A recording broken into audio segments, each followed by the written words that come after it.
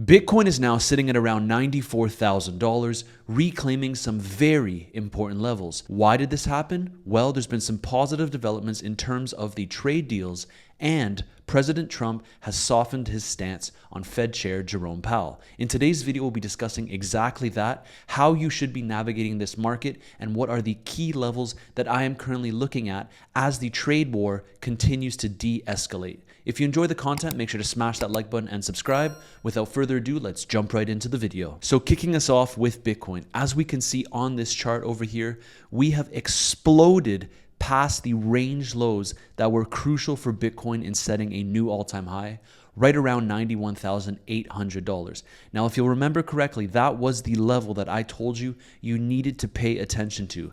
The longer that we hold above this level, the more bullish that I get for Bitcoin. As we can see, we tapped into it several times before making a new all-time high, and now Bitcoin is pumping above that level.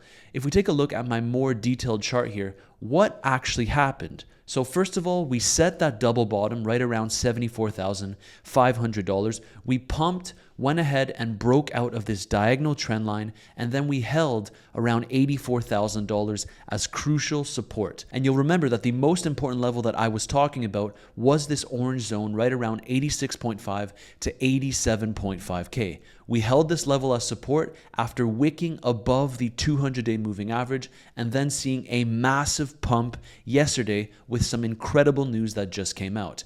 Now we are currently sitting just above the bull market support band, the top of this red line over here, and Bitcoin is targeting its next level sitting right around $96,000. Why is 96K an important level? If we go back to this chart and we take a look at the volume, what we can see here is that it is the point of control. And so we need to make sure of two things before we get really excited. First of all, Bitcoin has to stay above 91.8K, but right now, as I'm recording this video, we are sitting pretty at $94,000. Second of all, we need to reclaim this point of control around 96K.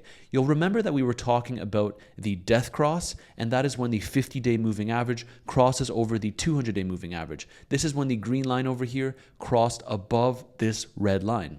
Now, usually going into a death cross, what happens is that we do get that low, but then we pump on the other side of it. And this is exactly what happened. We made that new low, and then we saw a massive pump for Bitcoin, which we are arguably still in. Now, the question is, how much higher can we actually go here?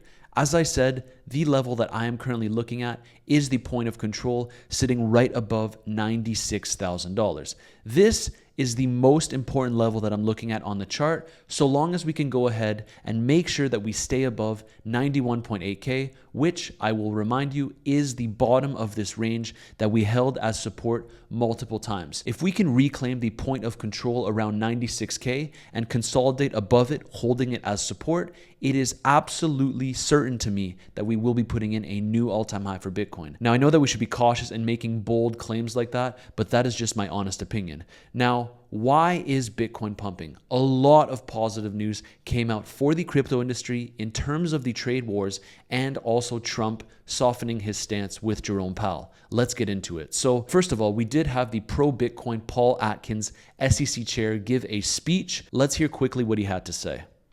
A top priority in my chairmanship will be to provide a firm regulatory foundation for digital assets through a rational, coherent, and principled approach. We will work to ensure that the United States is the best and most secure place in the world to invest and to do business. So, Mr. President, again, thank you very much for your graciousness and extending such a warm welcome to my... We have never in history actually had a pro-SEC chair, so ultimately this is very bullish for the medium to long term. Now, the trade war, how did this develop? The White House actually came out yesterday and said that there's 18 proposals on paper for new trade deals. And the trade team themselves said that they're meeting with 34 countries this week alone. What were some more positive developments? Well, Israel said that it's confident it will finalize a new trade agreement with the United States, and this is not the only country. Japan also came out and said that it's close to finalizing a new trade agreement with the US. And you'll remember that in yesterday's video, India actually came out and said that their trade details were sorted with the United States. Okay, so this is all great that country after country are having more positive developments in terms of their trade deals with the United States. But what is the number one country that we need to be paying attention to? That is China. Thankfully, we finally have some more positive news out of that arrangement, and that is that President Trump came out and said that the White House is doing very well on a potential trade deal with China. Then, President Trump came out and said that tariffs on China will not be as high as 145% and will come down substantially, but it won't be zero. Finally, a step in the right direction, and as you can imagine, Bitcoin is loving this. So, the next thing that I wanted to discuss as well is the fact that Trump has really changed his stance on Jerome Powell. On April 7th, he came out and said that the Fed Chair Jerome Powell is slow moving. Then Besant came out on April 14th and said that the Trump admin is thinking already of a successor for Jerome Powell. And then on April 17th, the comments were, the Fed Chair Jerome Powell will be out of there. On April 19th, Trump came out and said that he's studying if he can fire Jerome Powell. On April 21st, Trump came out and said that Powell is a major loser.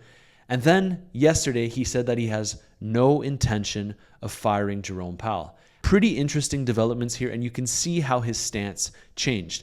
Now, Bitcoin continues to pump as I'm recording this video, sitting right above $94,000. And as I said, with all of these positive developments, what you really want to look for in terms of Bitcoin price action is to, one, stay above the bull market support band, at the very least stay above 91.8K, and then break above $96,000, which was the point of control, hold it as support, and next up, in my opinion, would be an all-time high for Bitcoin. As you can tell, things move extremely fast in the crypto space, and if we take a look at the weekly chart, just for some better confirmation here, this is why 91.8K is such an important level. This is a beautiful weekly candle, but I would still operate with a little bit of caution. As we can see here, there's been multiple times where we had a bullish candle, leaving a wick to the upside. Remember, we are only Wednesday, so this does leave a lot of room to potentially turn around. Personally, I'm just hoping for a weekly close above this 91.8K level, which, as I've been sharing in my videos, has been the most important level for Bitcoin to reclaim and get back into that range. Then we can go ahead and worry about the 96K level. That's what I'm looking at in the short term. Now, in terms of Bitcoin as an asset, we can see that it is now the number 5 asset by market cap, breaking above Amazon, silver, and Google today. It is inevitable to me that in the next decades, Bitcoin will find its way up to number 1, surpassing gold. And obviously with this recent pump, we saw massive inflows for the Bitcoin spot ETFs, just under $1 billion in inflows. And we can see that across the board, a lot of these ETFs have been accumulating Bitcoin. And the last thing that I wanted to touch on is, again, Bitcoin dominance. I know that this recent Bitcoin pump excited a lot of you, but this is just to show you that Bitcoin dominance does continue to increase, and I still firmly believe that we will be going higher because this is more about monetary policy. If Bitcoin goes up, of course, the rest of the altcoin market will get dragged up with it, but you still need to be cautious. If you want exposure in this asset class, I would still be recommending Bitcoin. And that reminds me, if you want to trade Bitcoin or any other cryptocurrencies that I talk about in my videos, make sure to sign up with the first link in my description down below, bringing you directly to weeks where you can earn that 20% deposit bonus, meaning if you deposit $10,000 into your week's account, you get $2,000 back for free just for trading. Also, you can earn up to $28,000 depending on how much you trade. To sign up, you just need an email and a password, and that's it. The first link in my description down below. And that sums up this quick market update. A ton of positive news coming out of these trade deals, and Trump has softened his stance on Jerome Powell. Bitcoin is currently well above 91.8K, which is the bottom of the all-important range. If we can break above 96K and hold it as support, it's imminent for Bitcoin to be putting in a new all-time high. If you enjoy the content, make sure to smash that like button and subscribe, and I'll see you in the next video.